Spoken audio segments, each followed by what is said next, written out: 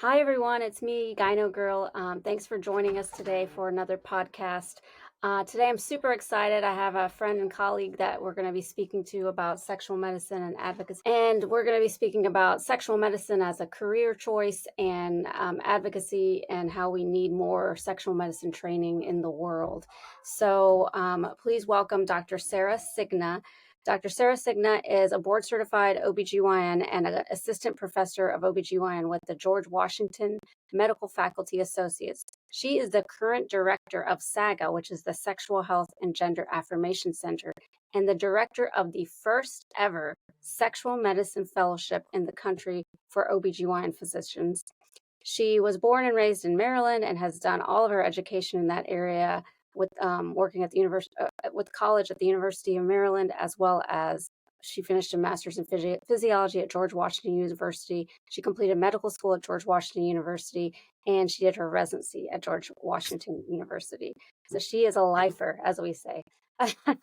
She is an international fellow, International Society for the Study of Women's Sexual Health, which is ISHWISH, which is the organization I talk about a lot on the show, and is the upcoming educational chair for the educational committee for ISHWISH, which is very exciting.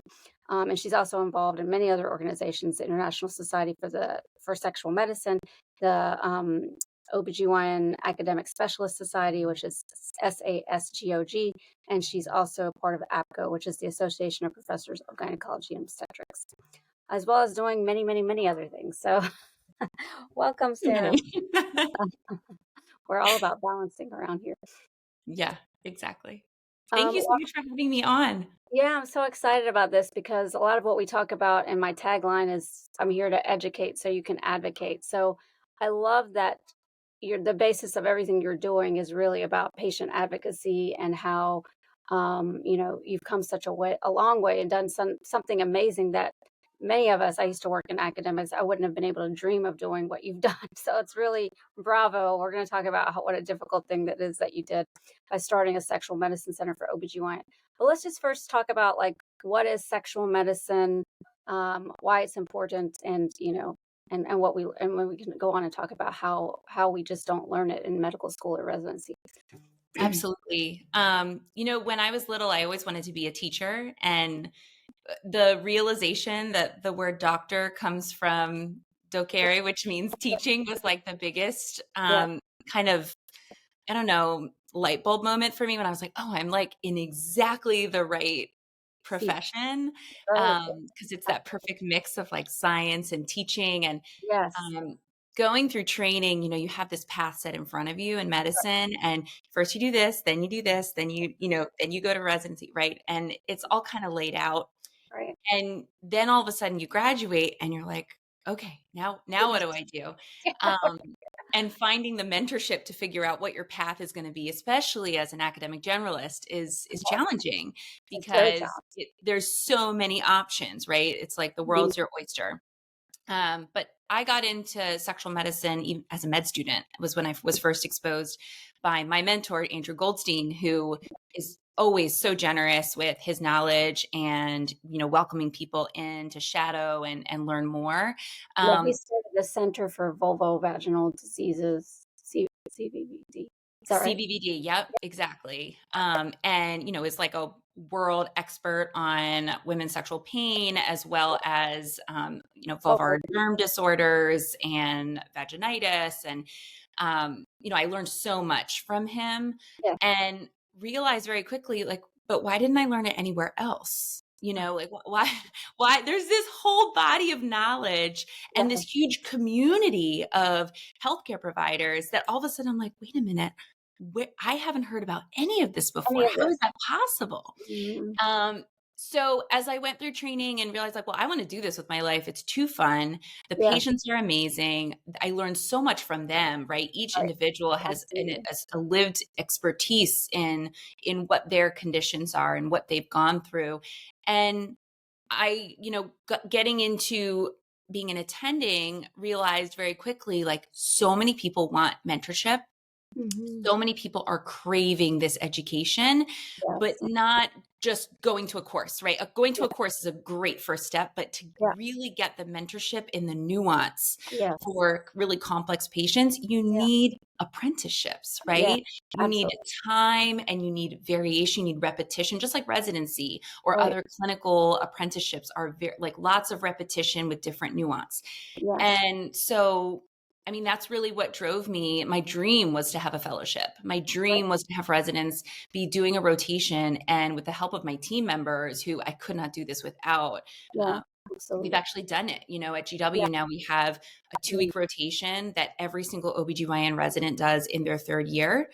Uh-huh. And they do sexual medicine and they also do gender affirmation care. So I mean, it's not nearly enough Right. to really practice it in a full scope way, but at least they get a taste of it Yeah, and and they're seeing patients appreciation. which most of us didn't get to see. Like, we graduate without knowing how to treat sexual pain or any of this, which brings us to, like, what's happening? How are sexual medicine doctors even learning this? Like, what does the data say about, how many OB-GYNs or I don't even know about I know there's been data on OB-GYNs and how little they get in Yeah, terms I of. mean, there's a study looking at OB-GYN residents in the United States, and it's actually a pretty good sample nationwide. I can't remember the exact number of residents that were in there, but what they showed is that while over 2/3 of the programs that residents were responding from did value sexual health as an important part of their education, a very, very small percentage of those people were able to really give answers to actual questions about sexual health when you looked Right, at the it's very actual vignette content. based, right? It was a vignette-based study, like, where they looked at Yes, vignettes. Yeah, I think it exactly. was So over 4,000 residents that they it was a interviewed. lot. Yeah, Yeah, yeah, yeah. yeah, And it just showed the gap, right? It's like, right, okay, everyone thinks this is important, but we're not actually teaching it. And the yeah, reason we're not actually teaching it is because we don't have people in these academic spaces who really are able to get their hands on every single learner that walks in the door in a right, standard way, right? It's the people who are interested, the people who kind of like push for more experience that really yeah, get that. But not, we really need to be doing this for everybody. absolutely, absolutely. And I think that's a big take-home message here is that, and I think in one of my first podcasts, I talked about my journey into trying to get sexual medicine training, which most of us have to do through the International Society for the Study of Women's Sexual Health. I spent some time with Dr. Irwin Goldstein. Mhm. It's like you have to seek out this mentorship Yep. and you have to, like, go above and beyond to get the information you need. And we're lucky we have ISWISH as a society, I think, because, Yes. and the same with the Menopause Society. I mean, there's these, like, subspecialty societies that exist. IPPS, which is the International Society for the Study of Pelvic Pain, international. You know what I'm saying? It's a Yeah. pelvic. Yeah. And so I feel like, based on the fact that we have these, at least they're the people that are doing the research, the people that are seeing the patients, are able to then help us gain that knowledge. Those of us that are on the front lines seeing patients in either academics or private practice or whatever the case may be. And I think that's where the missing gap is, because most of us didn't. We graduated from, a residency and maybe saw one vaginismus patient, or, Right. and that's all Right. they said. It was vaginismus. That's, Mhm. pelvic floor, if that. A Yep. lot of them even got ignored in the process. So, Exactly. um, and I think this is the frustration and why patient advocacy groups have evolved, because patients are tired of going from doctor to doctor to doctor and not getting answers, and then in the process getting gaslit, I guess you'd say, in terms Yep. of their symptoms and what they should expect. Yep. Yeah, the number of patients who, say that they've been told everything looks normal. Yeah, And well, everything doesn't feel normal, yeah, and they're appropriately fed up, with our system's inability to really care for them. And right. the only way to fix that is to start educating people from the very beginning. Mhm. So my partner Anita McLenany and I have this infiltration plan. Like, we Yeah, literally have a document that we've laid out. Like, how are we going to make this an infusion of these really important topics from the very beginning, from yeah, medical school? So we give lectures to the medical students even in their preclinical years right. about sexual health. And it's not everything, right? I mean, the fellowship's a year. It's a lot of information Yeah, to get into somebody, but just giving them the little tidbits to make their brains start thinking about this as a medical problem Right, and thinking beyond it's in their head, right? right, Because we know exactly. that that's not true. Right, exactly. And we always talk about there's a biopsychosocial approach to all of these things. So it's important for at least them to know the way that we attack some of these issues, and even getting that baseline. And to their point, there are students that have been frustrated about it, right? They created Yeah. the students, medical students in the Chicago area started the Medical Student Forum, which is a Yep. forum for students to learn sexual medicine. So, and that forum has been doing amazing things. They have a symposium every January, and they do amazing things to educate themselves. They Mhm. recruit different doctors to come talk about different topics. And so, at the end of the day, if you can't get it from your administration, like, people just get pissed off enough and do it Yeah, themselves, right? Like, exactly.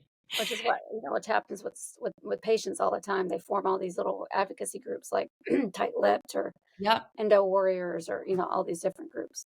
Yeah. I mean, But I'm really hopeful because there's so much momentum right now for yeah, this with yeah, all of the advocacy that's happening around menopause. That's like right, such a great segue into this. And yes, I think that the voices are starting to be heard, especially thanks to social media. I mean, yeah, without social media, the sexual medicine community, I mean, where would we be? Like, or we were yeah, so disconnected. We're kind of scattered all over the country. And right, exactly. And it's great that we go to these that's where I met Sarah for the first time, was like maybe 5 or 6 years ago at yep, Ishwish.